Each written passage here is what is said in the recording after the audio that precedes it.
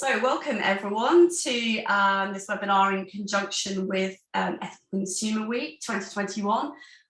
Today we're going to be talking about communities and climate change and how to successfully use people-powered finance to enable grassroots solutions that work for the whole of society.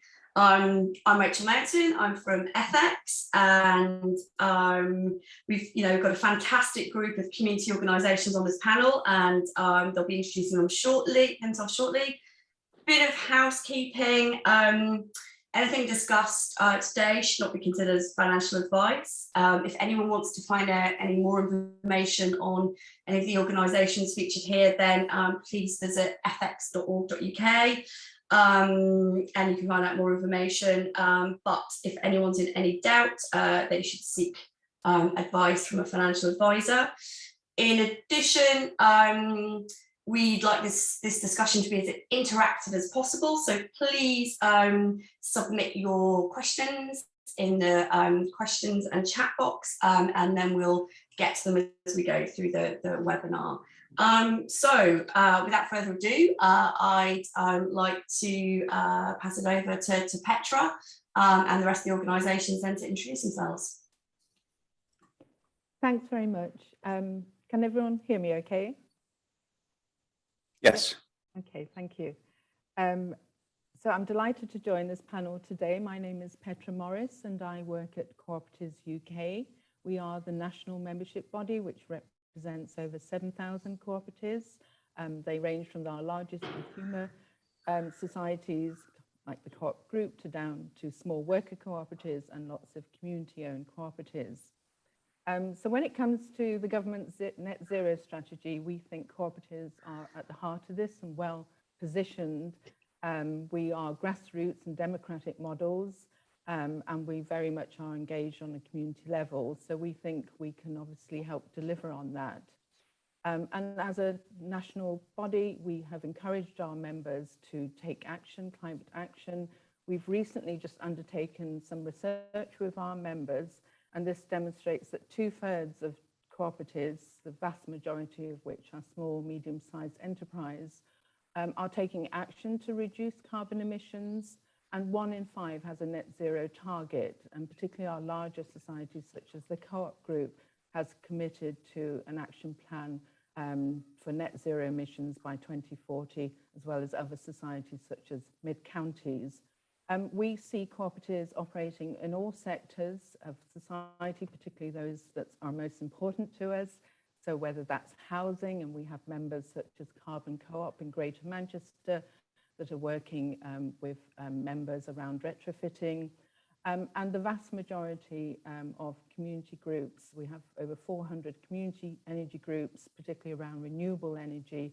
And we have examples such as Charge My Street in Lancashire and Cumbria that are doing electric vehicle charging points, and examples such as a groundbreaking cooperative in Wales called Co-Pilot Wind Project, which is paving the way to fairer, more affordable access to power and raised £1.5 million from its members. So cooperatives and community-owned cooperatives have access to this unique form of capital called community shares, or withdrawable share capital to give its correct name. And we see this as a fairer and equitable and patient way of capital for these projects to happen working within their communities. So I've seen over the last 10 years at Co-operatives UK, community shares just from a handful of share offers now have grown to over 500 societies, raising more than £155 million from their members. And probably about 50% of those are around community energy schemes. So it's grown substantially.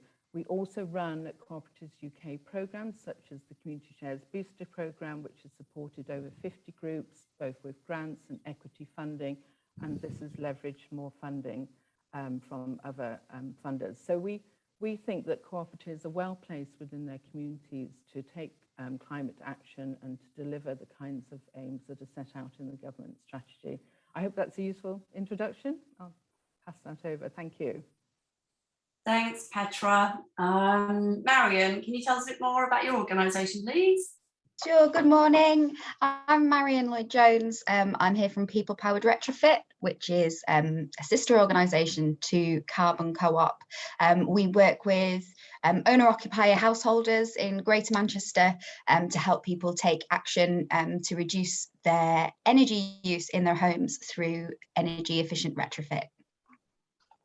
Brilliant. And Judith? Yeah, hello, I'm Judith Griffiths. I'm a member of brid Porco Housing. We're a it's a community-led project building affordable, sustainable houses for local people.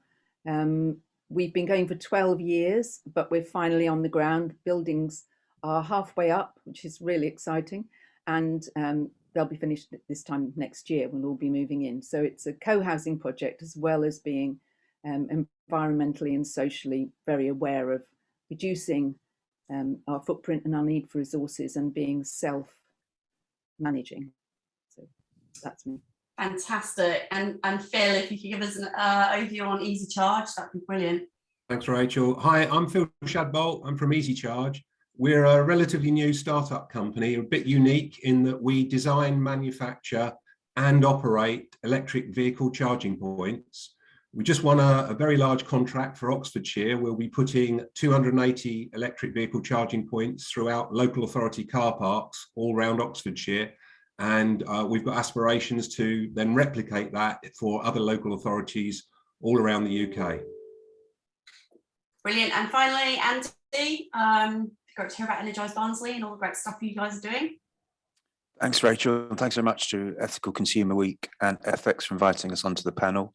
My name's Andy Heald. I'm a director of Energise Barnsley, which is the largest community solar project by the number of roofs we've installed solar on in the UK, established in 2015. So we've been going 6 years. And in that time, we've done some additional innovation projects to help our tenants with their electricity bills, and also funded some local social enterprises in accordance with our society rules.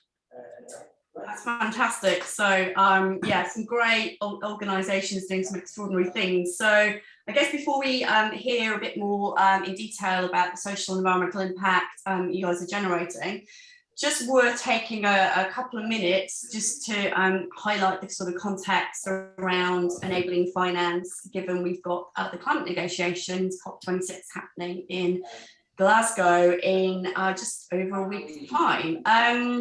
So I think there's been a need right from when the Paris Agreement was agreed at the end of 2015 and a commitment that $100 billion a year would need to be mobilised in climate finance. But as you've seen from the headlines, you know, although they're getting somewhere close, this has sort of failed to materialise. And just to compound the problem, and while we're sort of advocating more bottom-up approaches to enabling finance from individual people, is that, you know, since 2015, where banks and large financial institutions supported the Paris Agreement, agreed with, you know, trying to limit climate warming to 1.5 degrees, you know, Banktrack in a recent study have found that since 2015, 60 of the world's largest banks still invested 3.8 trillion in fossil fuels. So the change isn't happening quickly enough.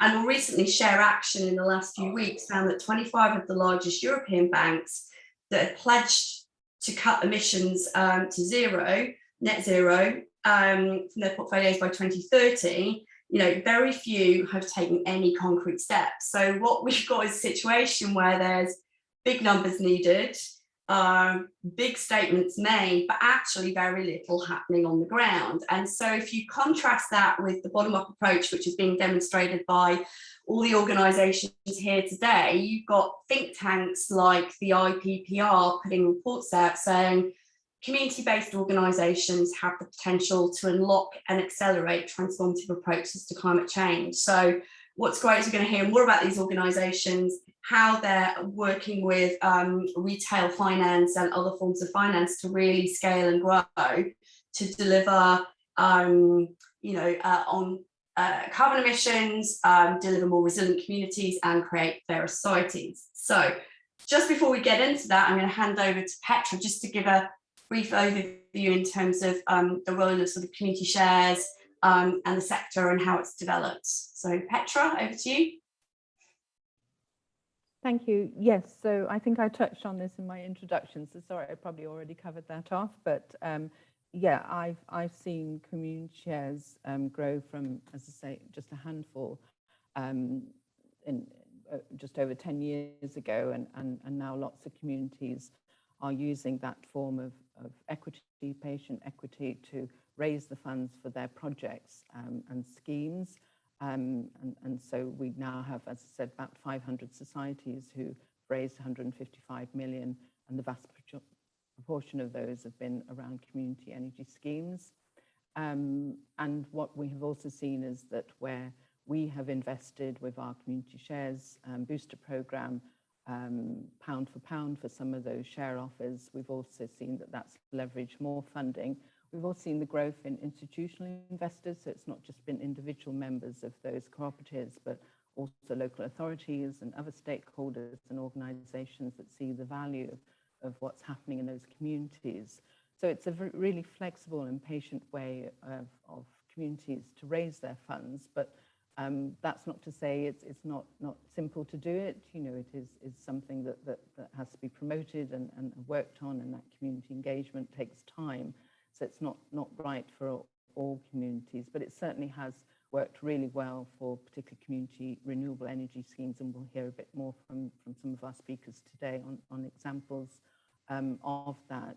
But I think the fact that for other funders and other ways of leveraging that funding, when they see communities coming together to make these things happen, they're generally much more confident to then provide extra funding, loans, grants, whatever it might be. So, but it's still a small proportion, obviously, of the kind of funding out there, but it has grown exponentially over the last 10 years, and I think the potential is there. And I think it's not just about the raising the funds, it's that community ownership of those projects, and then the positive social impacts those projects bring in those communities. Brilliant.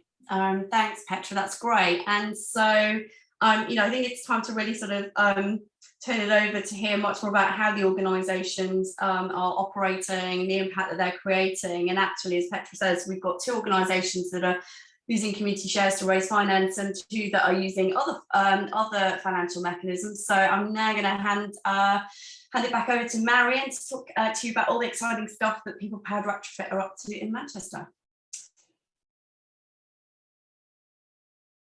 Apologies, just give me a moment. Hello, as I said, I'm Marion from People Powered Retrofit. I do have a presentation, just a couple of slides to guide me along. So hopefully, if I share my screen, that one. Let's go. Okay, can you see my PPR slide? It's all good. Yeah. Excellent. So I can't see what's going on. So I'm Marion. I'm the service design lead for People Powered Retrofit. I'll tell you a bit about us. So I figured the best place to start is, what is retrofit? I'm going to say the word loads of times over the next 5 minutes. Retrofit is about making energy efficiency improvements to our homes. So that can include things like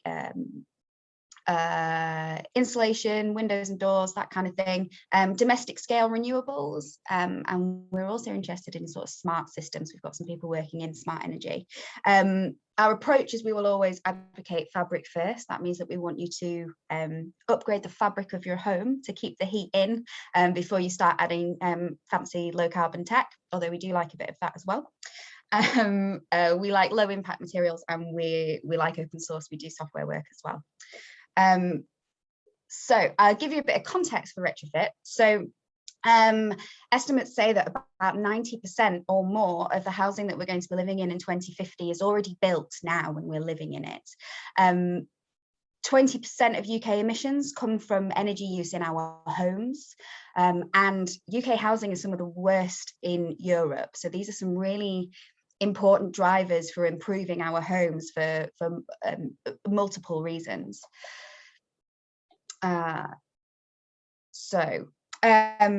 what is people-powered retrofit? Well, we started off as a BASE-funded supply chain pilot to try and grow the supply chain for retrofit across Greater Manchester. And we're a client-centered end-to-end service.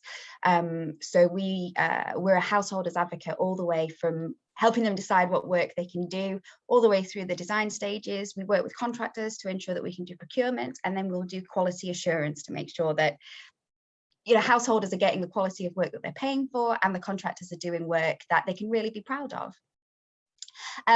We find it really useful being a community benefit society. Our clients see us as a trusted independent source of advice, because we're really on the householder side. We work with the supply chain, but we have a procurement process to make sure that the householder is the one that makes all the decisions in terms of who does the work and the price that they pay. We charge for our service at various stages, so we're not waiting for people to complete on all their construction work before we get paid, which can be a very difficult business model to sustain. We're not doing subsidized projects. People can join us at any point in the service, and for anyone who knows a bit about retrofit, our service is aligned with PAS 2035, which is the new standard that came out to try and improve the quality of retrofits. Very quickly, this is what our service looks like. We go through all the stages in the middle, from setting out to get some advice to handing over at the end of the retrofit, and we take input from experts at the right time. So we have architectural support for design, and we will also do some surveying and investigation. For example, if someone's got damp issues in their home or structural issues, we will bring in experts to help deal with that. We're growing a contractor network. One of the biggest issues with retrofit is there are not enough contractors to do the work. I mean, anyone who's tried to get building work done in their homes knows how difficult it is to find a decent builder, let alone one who understands the importance of quality retrofit. And we do training on site with them as well. So we're not just trying to find them and engage them, we're trying to give them the skills to really do the work that needs to be done. What have we found so far? Well, our clients are happy to pay the fees. So it feels like we pitched it about right. It tends to come in between 10 to 20% of the cost, the capital cost of the works that are going on. We very much believe that those who are able to pay more should pay more. And in the same way, if you're less able but you want to do some work, then the fees will be lower. Rather than seeing a drop off over COVID, we have seen an incredible surge in demand. We find that people sitting around looking at their homes over the last 18 months have realised how cold and damp they are. So a lot of people have been coming to us for help. And we're continually improving the service. So we, instead of waiting to find the perfect way to do it, we try something, and if it can be improved upon, then we'll improve upon it for the next time. And very lastly, so we have a community shares issue. We find that it sits really nicely with our cooperative ethos. We're running AGMs, meetings. It will be one member, one vote. We like it as a way to raise ethical capital to allow us to expand. Our biggest issue at the moment is that we just do not have the capacity to deliver work for all the clients that are asking for our help. We're just over 50% of the way through the share issue, and we've hit our minimum, so we're really pleased. We've started making some hires so we can really start making a difference for people, and I will leave it at that. That's fantastic, Marion. Brilliant. And so I guess keeping on the theme of sustainable housing, Judith, it'd be great to hear how you're approaching things with Bridport down in the southwest. Okay, thank you. Yeah, well, as I introduced myself, I'm a member of Bridport Co-Housing, one of the volunteers that's been involved I've been involved for 9 years, and I'm also a director. And I'm just going to tell you a little bit more about the project and our impact, and also how we funded it, where we're up to in that. So I'll just share my screen as well. I've got some slides to guide me through it as well as you.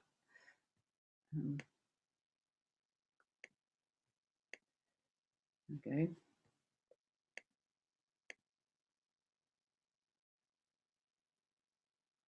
Here we go.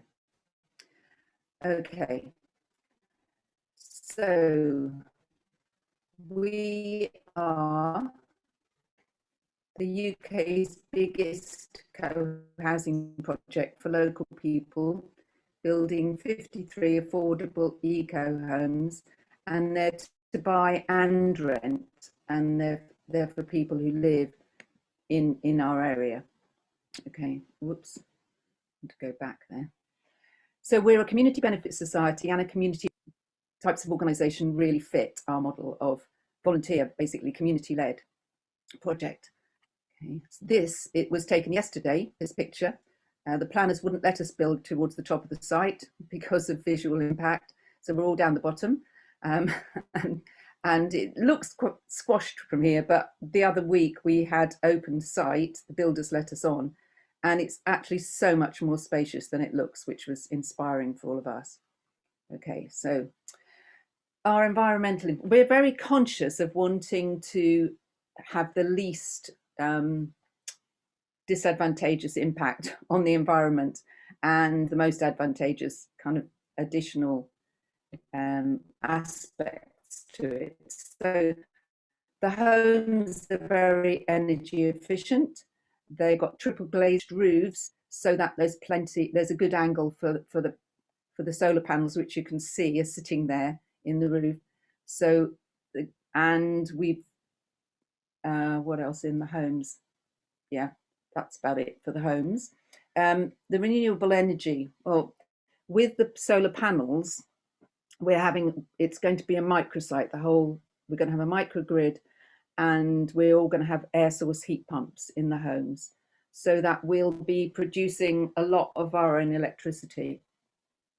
And the air source heat pumps will be for the hot water, and the solar energy will go to the battery. We've got a big battery now, and then be distributed amongst the homes and throughout the neighbourhood, so lighting, the common house and everything else. So using the system that we've now got, that took quite a few years of feasibility studies and grants from different organisations to get us to this point, and a lot of expertise, which was covered by grant funding, we will have a system that is negative in carbon emissions, CO2 emissions. And alongside that, all members have committed to reducing their carbon footprint by 40% in 5 years. So the other kind of aspects of life, as well as the construction and the energy system, is transport. So we're going to have 3 charge points. We're going to have electric car sharing and a car club and electric bike sharing. And people are already within the group beginning to share cars if they live close by to each other in Bridport, because it's a very local project.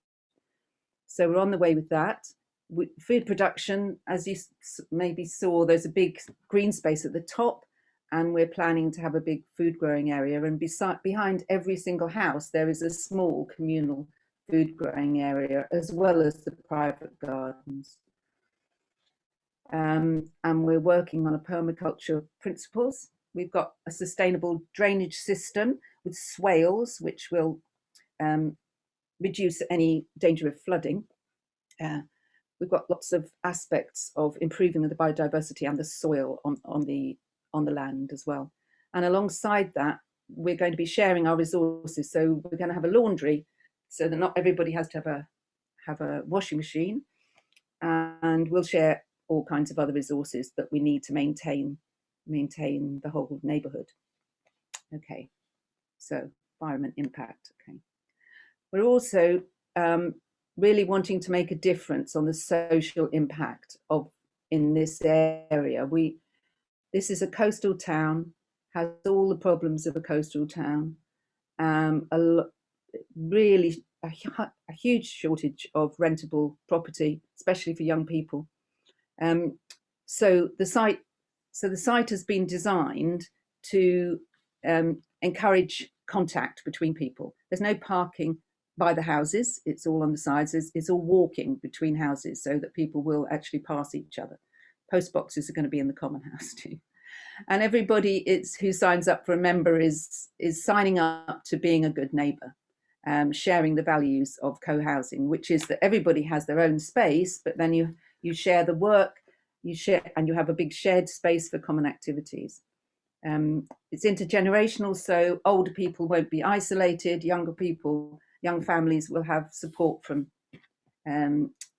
delighted grandparents, inverted commas, aunties, uncles. The community will be managing the estate along with our housing association partner. So there's a lot of control, and we're building that through working together on this project.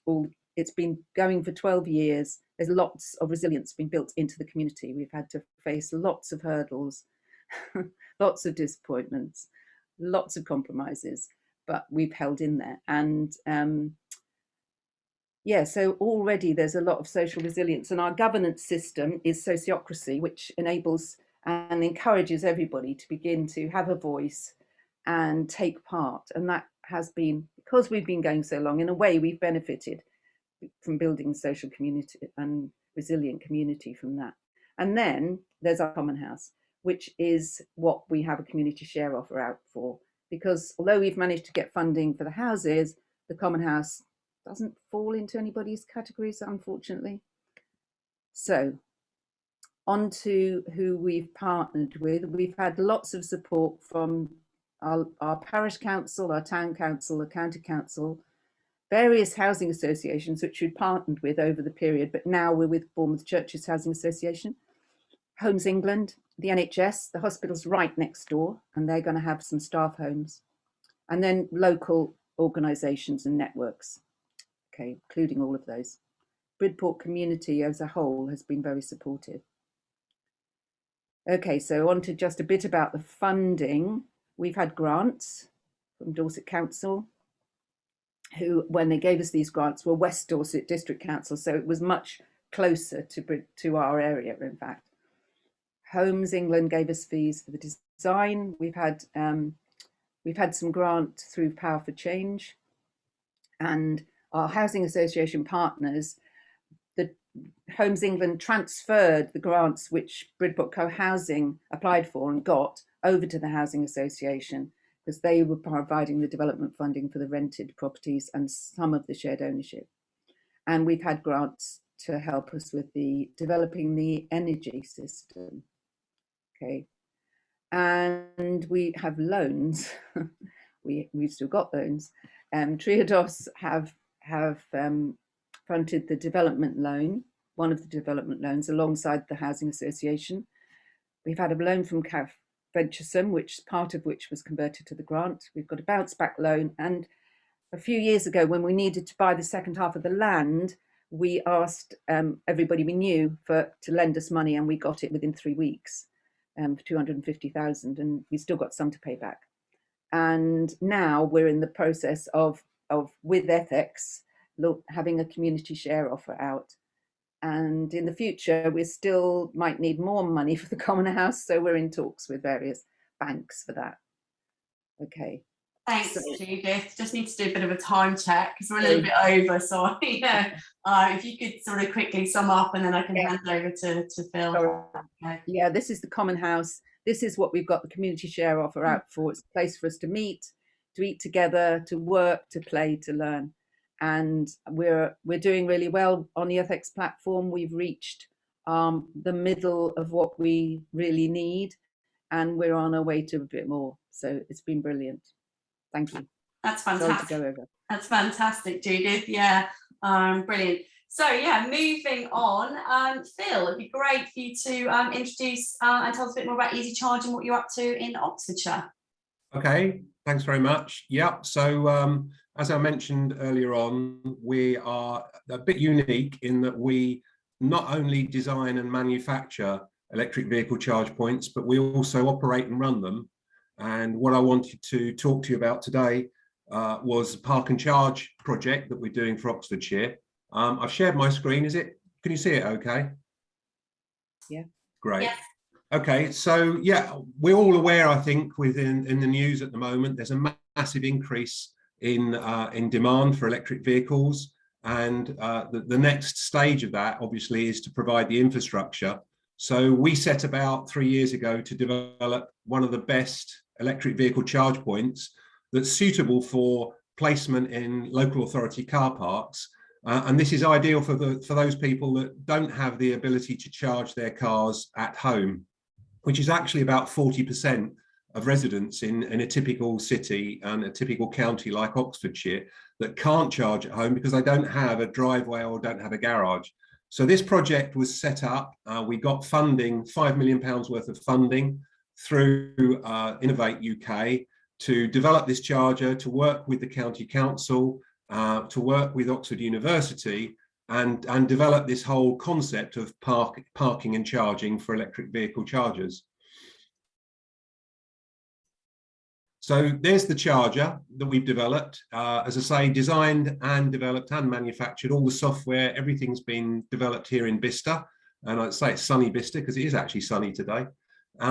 So we developed this 22 kilowatt charger. It's a dual charger. It's ideal for local authority car parks, very rugged, very substantial, looks a little bit like a petrol pump. And it's designed to be very, very rugged and very easy to use. It's got a large liquid crystal display, so very easy to use instructions, just a simple tap and go. You can pay by contactless, or you can download an app, which actually gives you the ability to pre-book your charging slot if you really want to make sure you can guarantee a charging position. So this is now live. We've done the first car park. The next car park we start digging on the 1st of November. We've got some very exciting announcements to make next week, which we'll be doing on the Ethex platform and on our website. But basically, we'll be rolling out 280 of these charge points all throughout Oxfordshire in local authority car parks. So there'll be charging hubs appearing. They'll all be installed by February as part of the grant, the £5 million grant that we've received already. They have to be installed and operational by February. So we're working hard to install them now. So the project is what we've done is we've done lots of events. So we've actually gone to these car parks. We've held public events. We've done EV test drives and explained to people about the whole park and charge concept. And it's, I have to say, gone down extremely well with local residents and people that want to actually see charging points locally. We have a 24-hour, 7-day-a-week helpline. We're doing a lot of social media at the moment to promote park and charge all throughout Oxfordshire. And as I say, all the installations are planned. They are starting digging the ground on the 1st of November in the first car park. And there's a whole program now of deployment to get these chargers up and running by February. We're also very proud that we've already won an award from Oxfordshire's Local Enterprise Partnership as a pathfinder. So this project has been recognised as one that can have the most impact on climate change for Oxfordshire. So we're very, very proud to have been recognised for that award. So our main aim on this project is to help people to move over to electric vehicles, to provide this infrastructure, which is clearly lacking at the moment. I think I read the other day that we're going to need to manufacture 10 chargers a day just to keep up with demand at the moment. So it really is going to be a massive growth market that we see. I was actually on a call this morning with another local authority looking for 1,700 charge points, and they're looking for a very, very similar concept to what we're doing for Oxfordshire. We think we've really hit on the right concept here for putting robust, reliable charge points in easy to use charging hubs all around the country. And that's what we're aiming to do with this project. So here's one of the first car parks that we've done in Bicester.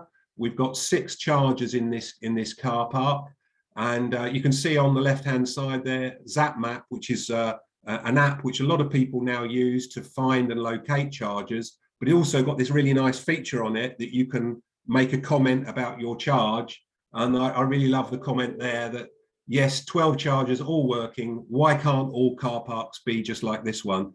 And that really embodies my vision for why we set up Park and Charge. You know, I want this to be something which is easily accessible for anybody that wants to drive an electric vehicle. that they can trust it, they can rely on it, and it's a good, easy to use experience. So we run these events with the local authorities to let people know that the car parks are coming, to give them the opportunity to trial and test electric vehicles. And as I say, they've gone down extremely well. So this is Park and Charge. We're on the Ethex platform under Easy Charge. As of this morning, we've got a raise of 205,000. We need to reach a target of 400,000 to kick the project off. So we're looking forward to this fundraise with Ethex and thank them very much for putting this out into the community so that we can get this project out and get it up and running, and then hopefully replicate and do the same thing up and down the country.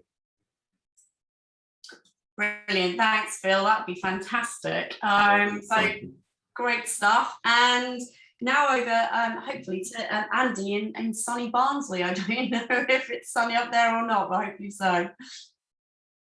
You're on mute, I think, still, Andy? The sun is always shining in Barnsley. Thanks very much, Rachel, and also to follow 3 excellent projects. So I haven't got any slides, so what I'm going to concentrate on first is finance, and the finance all to do with Energise Barnsley in terms of our first bond, our Series 1 bond, and the Series 2 bond, which we currently have on Ethex now, and then talk about our social and environmental impact in the first 5 years, including the partnerships we forged and the innovation projects which we're working. Because like the others, I know in the title it says government in action, but in some ways we've all used community spirit, community effort in order to receive innovation funding, either from BEIS or others. To start with our model, in renewable energy, which is us as a community society, we have a government subsidy from our 321 homes and our 16 buildings, which are all owned by Barnsley Council. That's schools and sheltered housing. And that subsidy is inflation proofed.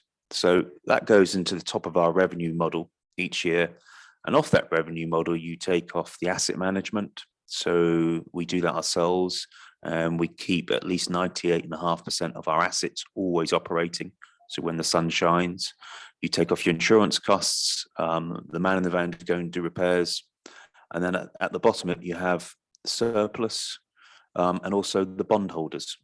So when we raised money back in 2015-16, the project was circa £2 million, and we had the project underwritten to begin with, which was good from a social enterprise. And then we were talking to ethical lenders as well as raising a bond, which we raised on Ethex.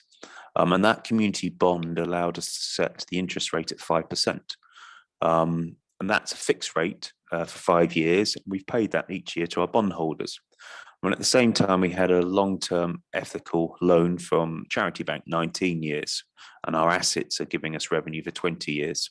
And that was variable. So we had a mix of finance. And we've come up now to refinance our Series 1 bond to Series 2. And I'm glad to say we have a net increase from our original bondholders. We're setting a rate of 4%. And then we've also got the ability, because we have an ethical lender, to pay back Charity Bank and without having any cost to us. So we're doing that as well. And we've raised just over 1.2 million towards our 1.75 million total. It'll be nice to repay Charity Bank back in full, because then we just have one instrument. So in our revenue model, every 5 years, we have good cash flow. So it looks as though we'll be able to pay a rate, which is always this amount above base rates to our bondholders, as well as giving the strong social and environmental return.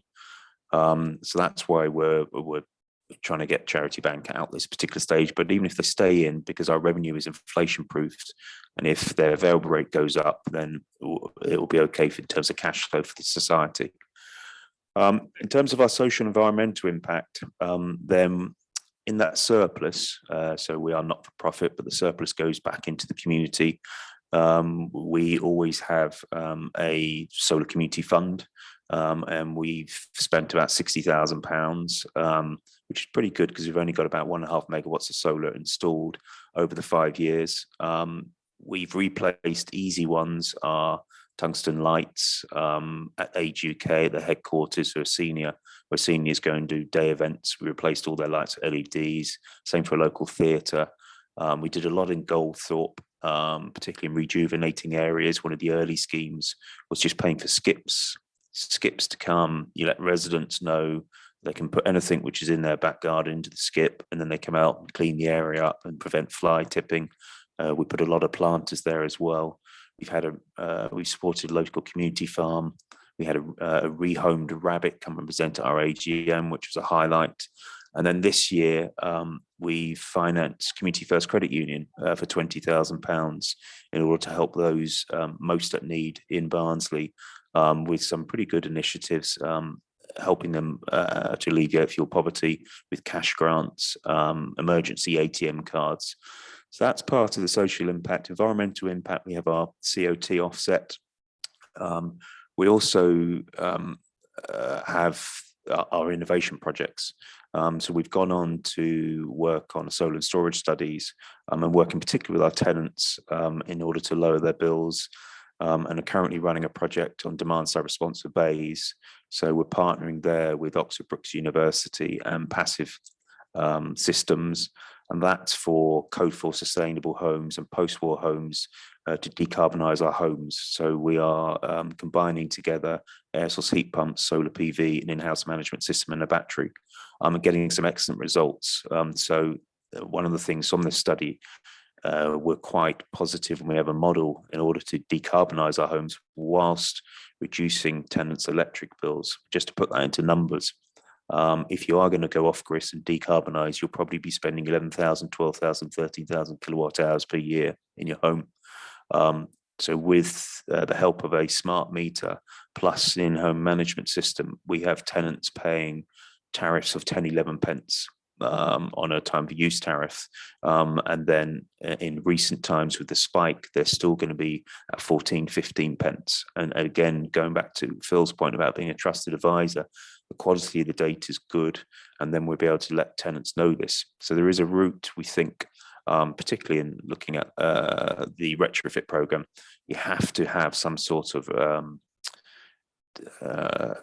audit of the home before you put all these technologies together. But we do think, compared to the last decade, instead of thinking of these technologies just as an individual step, now's the time to combine them all.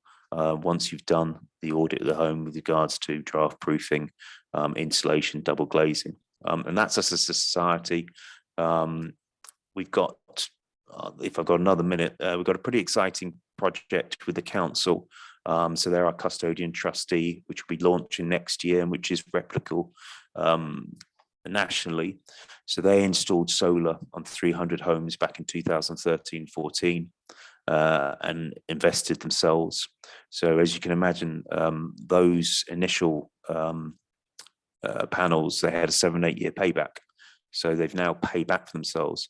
So we've had an agreement where we are going to raise the finance about 3.25 million to install on another 1,000 homes solar, and in return the council are going to they're going to evade the remaining 15-6 years in that revenue. So that revenue is about £4.25 million in order for us, and we're able to do that because of the growth and ability of platforms like Ethex and community finance be able to offer something which is a fair financial return, which is what the FCA say, in order to attain and retain members. Whilst at the same time, the partnership we've got with the council and the legal agreements, they've got confidence in us delivering that. So that's pretty good, and that can be replicated elsewhere and doesn't rely on government subsidy. A new subsidy, sorry, it's recycling the old FIT subsidy. And that's us in Barnsley. Brilliant, thanks, Andy. That's fab, and sounds like you're doing some really cool and innovative things, which is always great to hear.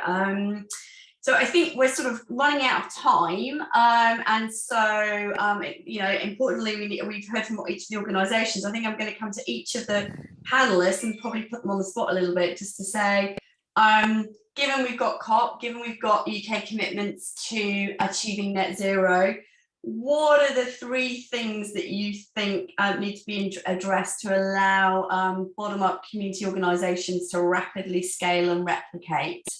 So if I come to Marion, unfortunately the other people have got a bit more time to think. So Marion, could I get top three things that would allow you to scale, replicate beyond Manchester and enable the UK to hit net zero commitment?